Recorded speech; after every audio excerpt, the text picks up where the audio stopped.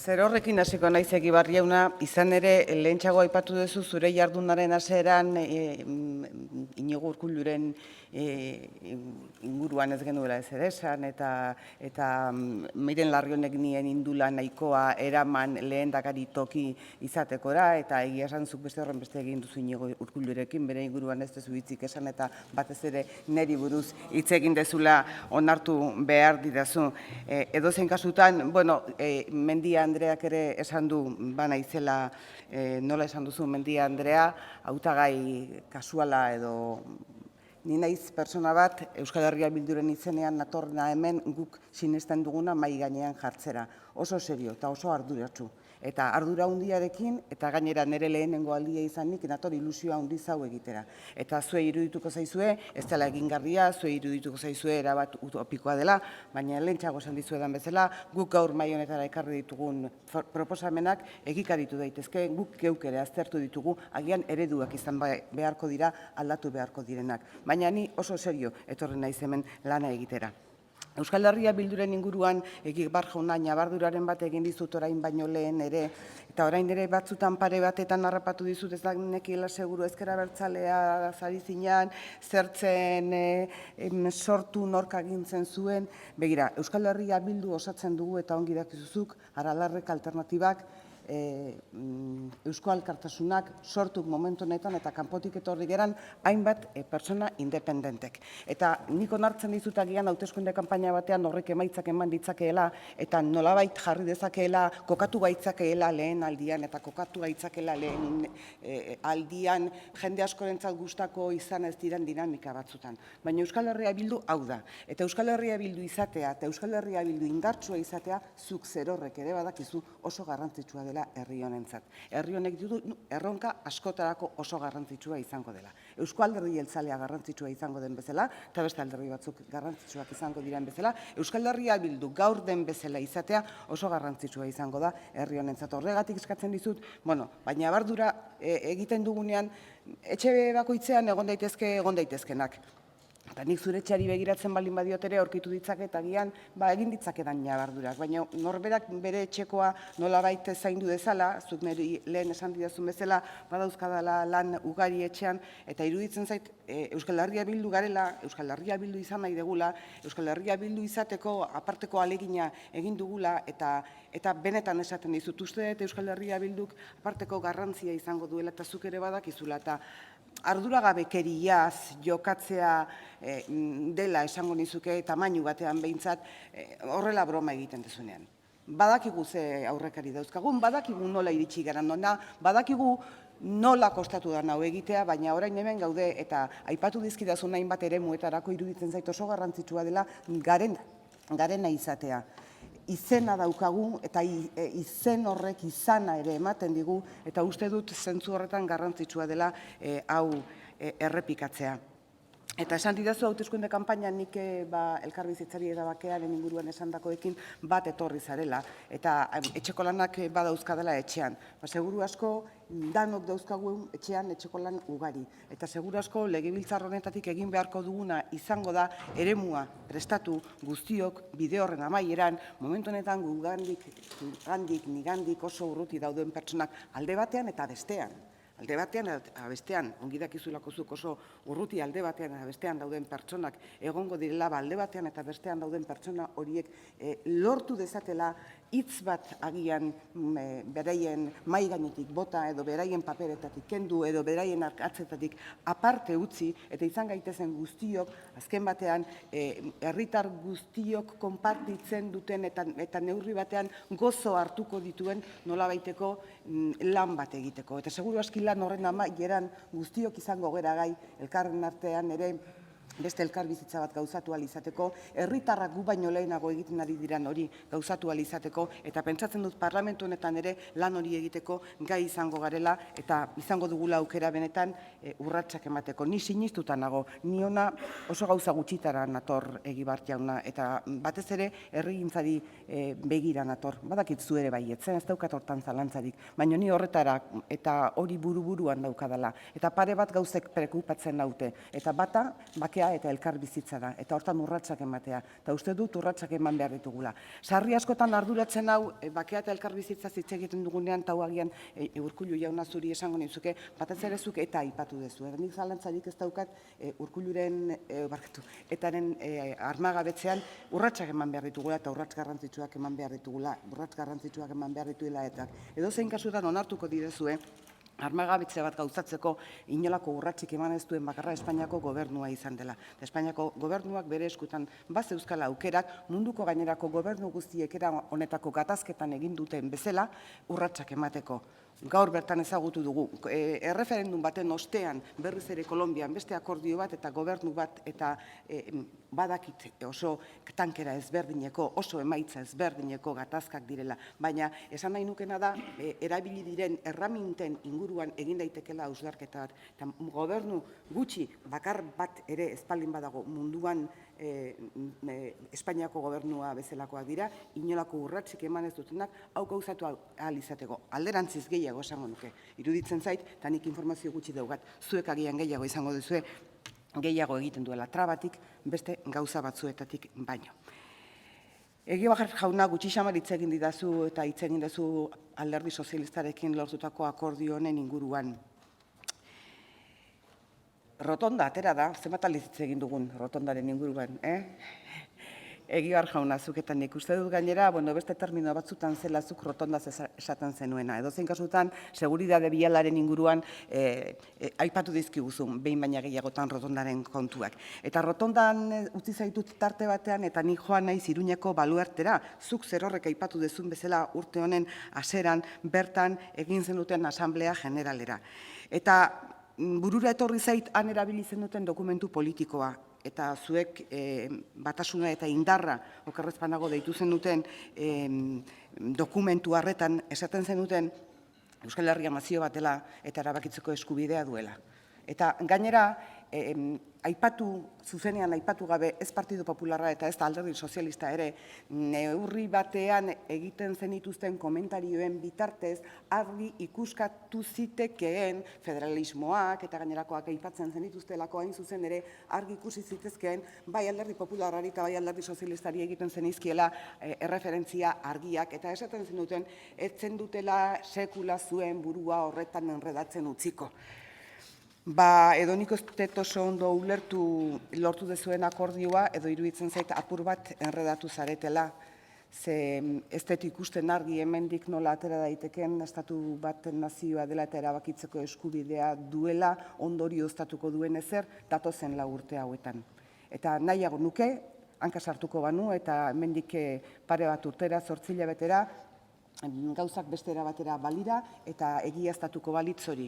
Iruditzen zaidelako Egibar jauna, benetan iruditzen zait, hau dela urrats hori emateko unea.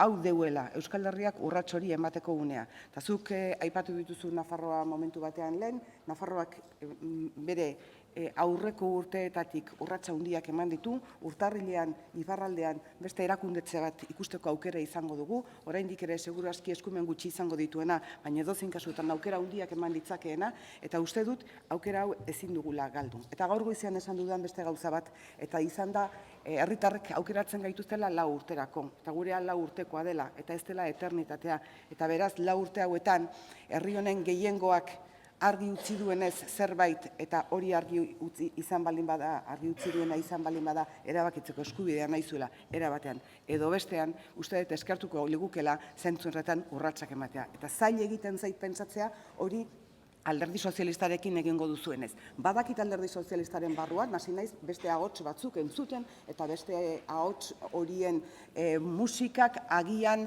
baditu beste zantzu batzuk, baina behintzat orain arte Mendia Andreak defendatu dunaren arabera bere eskemaren barruan ez da sartzen erabakitzeko eskubidea. Mendia Andrea hori askotan hitz egin duzu eta esan didazuzuk ere, eta kosta egiten zait sinistea akordio honekin ez ote zaituzteten helduta izango herri honek bere burujabetzaren inguruan eman beharreko urratsei dagokionez. Eta honekin ez dut gutxiesten beste alor batzutan hartu izan diren neurriak eta neurri horiek izan dezaketen garrantzia. Gure eredutik kanpora geratzen direla esango nuke, begira, Alderdi Sozialistaren paperak irakurri ezkero edo Alderdi Sozialistaren kanpaina elektoraleko programak ikusi ezkero, sarri askotan paperean dagoena ikusita, pentsatu izan dut, paperekoa ekarriko balute errealitatera, agian beste moduko eredu batzuk ikusteko gauza izango ginatekeela. Eta ez zaio hori gertatu nire ustez alderdi sozialistari. Mendia Andrea behin eta berriro saiatu da esaten, baietz alderdi jeltzalearen politika ekonomikoa eta alderdi jeltzalearen politika markatzeko gai izan dela, nik benetan zalantzak dauzkat hori horrela izan denik, bai Eusko Alderdi Jeltzalearekin elkarlanean aritu denean, aurreko legealdian, eta baita beraiek ere agintzen ari zirenean.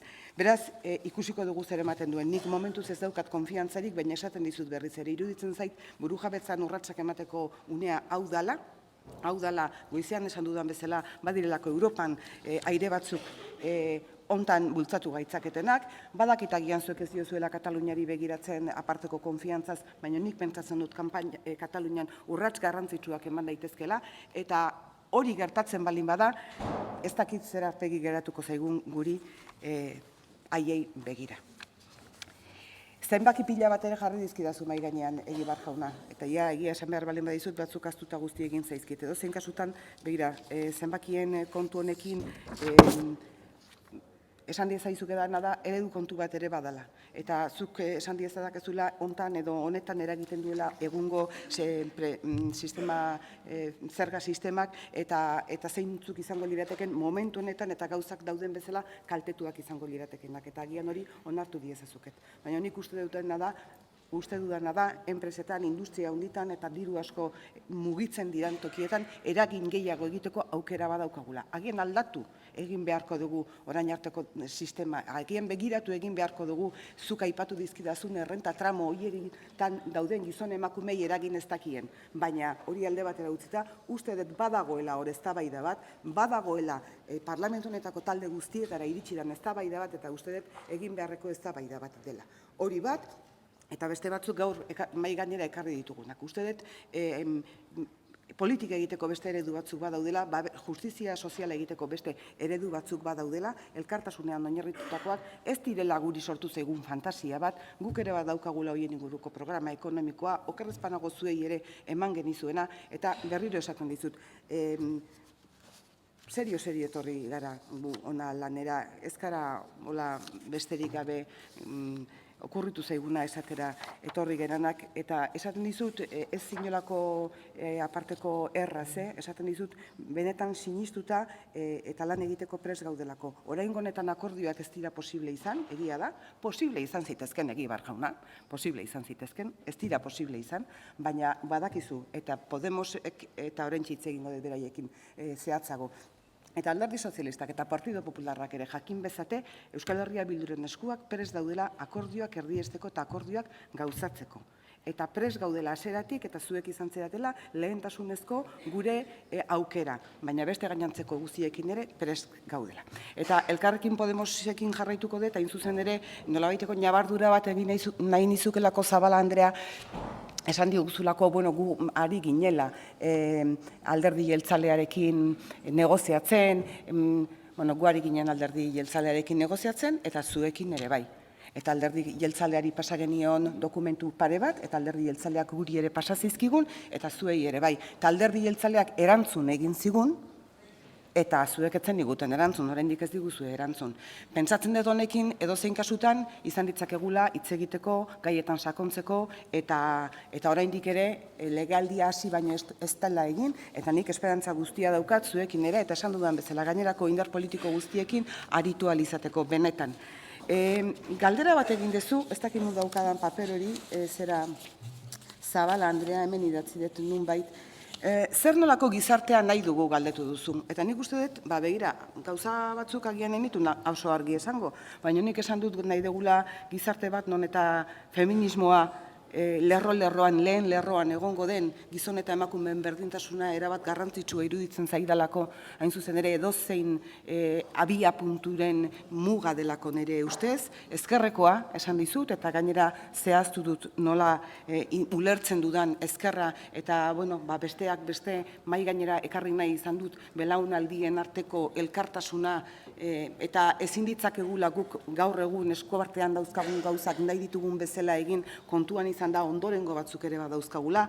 Esan dizut independentista, subirautzaren bidean urratsak ematen hasteko, batzuk independentismoerainoko bidea egin nahian, beste batzuk subirautza hori agian gauza konkretu batzuk lortzeko ezinbesteko erraminta bezala ikusten dugulako, baina horixe bak eta elkarbizitzan lanean aritzeko prest gaudenak, eta gainera uste dut zuk ere buruan izan duzun elementuren bat ekarri dudala gaur nire jardunera, herri kultu bat, ikertuko duen herri bat, herri garatu bat, herri zoriontsu bat. Horixe da guk nahi dugun gizartea, horixe da guk planteatzen duguna. Eta horregatik iruditu zaigu momentu batean, ez dakit, entenditzen dut batzurentzat ni naizela Urkulluren tamainako hautagaia, baina ni hautagai bezala hementxe nago eta ez didazu aparteko ezer esan. Eta nik esan nahi nizukeena da, gutxienez hori argi esaten dizudala, eta joango gerala pixkanaka akordioak egiten, zuek ere erabaki beharko dezuela, ze ez da gauza bera Madrilen esaten dezuena, eta Madrilen Euskal Alderdi Jeltzalearekiko edo Alderdi Sozialistarekiko esaten dezuena, edo hemen esaten diezuena. Orduan, joango gera pixkanaka gauzak aklaratzen, joango da legealdia martxan jartzen, niri iruditzen zait batzutan legealdiak nola hasten diran garrantzitsua dela, baina legealdia bukatuko da eta egingo dugu bide hori ere. Hasiera honetan, izkin eginaz aurkitu zaituztegu, baina pentsatzen dut beste momenturen batean izango dugula, eta momentu hori gainera berehala etorriko dela, eta izango ditugula elkarren arteko akordioak egiteko aukerak. Eta zuk Urkullu jaunari esan diozun bezala bakegintzan eta elkarbizitzan lanerako prest zaudela, guk ere esan dugu orain eta orain baino lehenago, hortarako prest gaudela, eta berriro errepikatzen dizut Egibar jauna. Mendia Andrea ez dago, baina Mendia Andreari nik egia esan, zorionak eman nahi nizkion, zorionak egia esan, berak hain zuzen ere hauteskunde gauean bertan emaitza txarrak izan zituztela aitortu ondoren lortu duelako gobernu batean egotea. Eta zorionak eman nahi nizkion, gainera, aparteko meritua iruditzen zaidalako, Espainian Alderdi Sozialista dagoen bezala, eta ez dakit oso ondo gainera, azkenean Euskadiko Sozialistak non kokatuak zaudeten, Andueza jauna eta nolako goraberak dauzkazuen, baina edozein kasutan Espainian Alderdi Sozialistak dauzkan goraberak kontuan ikusita, aparteko meritua egia esan, gobernu batean ikusgarritasuna lortu alizatea. Neri lehendakari okasionala naizela esan dit Mendia Andreak, zuek agian salbaziorako gobernua lortu dezue, baina azken batean honelako gauzak arbia adarretatik hartzea besterik ez da, eta uste dut aurrera egin behar dugula era honetako foroetan, eta batez ere lan hori eman digutela herritarrek lan egitekoa. Bakoitzak bere posiziotik, baina seguru nago izango ditugula, eta esaten dizute, askotan ikusten ditudelako, badaudela paperean zuekin, eta egin ditugulako gainera akordioak zuekin, hainbat lekutan. Sortzen dit nola baiteko nora eza, Egibar jauna zuri ere esango dizut, edo Urkullu jauna Patxi Lopezek esan duenean akordioa ona dela Espainiarentzat. Horrek sortzen dit nola baiteko beldurra, ez dakidalako zergatik da nona Espainiarentzat hau, eta hain ona balin bada Espainiarentzat, ez dakit, agian ez dut den hain izango Euskal Herriarentzat edo Euskal Herriaren parte honentzat, ezta? Erabakitzeko eskubidearen inguruan Mendia Andreari lehenago esan nahi niona, iruditzen zait beste ahots batzuk entzuten hasiak naizela, Andueza jauna zure aldetik ere bai, eta seguru asko Alderdi Sozialistak zentzu horretan ere urratsak eman beharko dituela, eta beste modu batera kudeatu beharko duela egoera hau. Edozein kasutan oso sarritan entzun izan diot Mendia Andreari esaten erabakitzeko eskubideak zatitu egiten duela. Eta nire iruditzen zait zatitzen duena dela ez erabakitzeko eskubidea izateak. horrek zatitzen gaitu. Gero behin erabakitzeko eskubidea izan da zatitzen gaituen edo ez, hori gero ikusi ahal izango dugun gauza bat izango da. Baina edozein kasutan iruditzen zait dela esatea, alderdi jeltzalearekin alderdi sozialistak lortu duen akordioak edo gobernu koalizioak zatitu egiten du. Ez du zatitzen. Niri agian gustatuko zait gehiago edo gutxiago, edo nahiagoko nukeen egon, edo ez egon, baina ez du zatitzen gizarte hau. Partido Popularrak Espainian zerak, Alonso jauna, arratsaldeon, zerak, hauteskundeak irabazten dituenean, niri ez zait gustatzen, ni ez nago ados, iruditzen zait ez dela gobernu egoki bat, baina ez dut uste zatitzen duenik gizartea, eta pentsa gizartearentzat oso neurri kaltekoak hartzen dituela, eta nire gustokoak ez direnak bat ere. Beraz, ez zait iruditzen hori horrela denik. Gehiago iruditzen zait, eta hau ere berari Mendia Andreari esan nahi nion, eta honen inguruan ere, egia esan nahiko nuke Eusko Alderdi Jeltzalearen eta gobernuaren iritzia jakitea, gehiago uste dut zatitzen dutela, kanpainan egin zen duten bezala Euskararen inguruko mezu hain zatitzaileak zabaltzeak. Eta gero korrika egin zuen Alderdi Popularrak hurrengo egunean. Esanaz, zenbat diskriminatzen den Euskararengatik Euskal Herrian. Uste dut horrek benetan gorrotoa sortzen duela, eta behin eta berriz esan dut kanpaina honetan, eta behin eta berriro errepikatuko dut gainera, behar dan guztia egingo dugula jende horri guztiari esplikatzeko zein ederra dan hizkuntza hau, eta emateko behar dituen baldintza guztiak oraindik ere aukera hori emateko. Baina jar gaitezen horretan, jar gaitezen mezu positiboan eta ez mezu negatiboan. Ze mezu negatiboak negatiboa baino ez digu ekartzen, eta zatitu baino ez gaitu egiten. Eta nik uste dut zatitzeko baino gehiago batzeko beharra dugula arlo guztietan eta baita arlo horretan ere. Alonso jauna, asko pozten naiz benetan, eta benetan esaten dizut, gobernu feminista bat planteatu dudanean eta gizon eta emakumeen arteko berdintasuna eta eguneroko berdintasuna ze garrantzitsua den azpimarratu dudanean nerekin ados egotea. Eta okerrez banago bat zatoz nik egin dudan diagnostikoarekin, non eta ikusten dudan izebergarren muturra dela hain zuzen ere violentzia matxista eta eguneroko bortizkeria ikaragarri hori eta egunerokoa dela konpondu behar duguna, azkeneko bortizkeria matxista horri ere konponbidea aurkitu beharko badiogu. Uste dut benetan eta nik horregatik gaur hemen gobernu feminista bat planteatu dut, jende askok beldurra izaten dio hitz horri, baina uste dut ez dela beldurra izan beharreko hitza, nazio batuek aipatutakoa da eta hori eta horrela eta horregatik esan dizuet gaur goizean ere garapen, bake eta justiziarako eskatzen dutela nazio batuek hori. Beraz, beldurrak kendu behar zaiola hitz horri eta horregatik planteatu dut gobernu feminista bat. Benetan, sinestutan nagolako goitik bera ezin degula egoera hau pairatzen jarraitu. Ezin degula jarraitzen pairatu ez muturreko violentzia, ez eta emakumeok egunero pairatzen ditugun egoerak. Eta egia da guk ahalegin handi bat egin degula Euskal Herria Bildun esateko ahaldundu garela, beldurra ez dagoela gure tokian, gizarte hau ahaldundu degula, baina egia da, eta emakundek dio bere txosten horretan emakumeak beldurtuta bizi direla. Eta hori ez da posible. Ez delako posible, gertatzen zaigulako egunero emakume guztioi, maila handiagoan edo txikiagoan. Eta hori ezin dugu jasan. Eta uste dut gutxienez honetan, ganbera hau ados egongo dela nerekin, lehentasunezko neurria dela. Lehen esan dut, baina berriro esango dut gure alabak, gure amak, gure izebak, gure lagunak dira, eta uste dut oso garrantzitsua dela hortan ados egotea, eta pozten naiz asko. Gainerakoan zuri nerekin gertatu zaizun bezala, ez nago beste gauza batzutan ados. Esplikatuko didazu, ze bide zigorretik iritsi zeran esatera, PNV eta Alderdi Sozialistak egin duten paktu horretan edo gobernu akordio horretan Otegiren eskua ikusten dezula. Esango didazun nondik ze bide zigorretatik iritsi zaren horretara, eta Euskal Herria Bildu ere hortartean dagoela. Ez dakit nondik eta nora ikusten dezun zuk hori, edo zein kasutan, baina asko poztuko nintzateke hori horrela balitz, eta azkenean Euskal Herria Bilduren hainbat aldarrikapen eta hainbat nahi paktu horren ondorioz ere ikusiko bagenitu. Baina ez dakit oso ondo, nondik eta nora iritsi zaren ondorio horretara. Beste gauza bat esango dizut Alonso jauna, bakea eta elkarbizitzaren inguruan gaur hemen esan ditudan guztiak, Euskal Autonomia Erkidegoko herritarren 85%ak pentsatzen ditu horrela. Eta azkeneko soziometroan ikusi ditzakezu. Eta hori da pentsatzen dutena bakegintza eta elkarbizitzari dagokionez. Eta ez dizut detailatuko badakidelako irakurria daukazula soziometroa eta zer dion bai presoen inguruan eta baita gainerantzeko gauzen inguruan eta baita ze balorazio egiten duen zuen alderdiaren inguruan.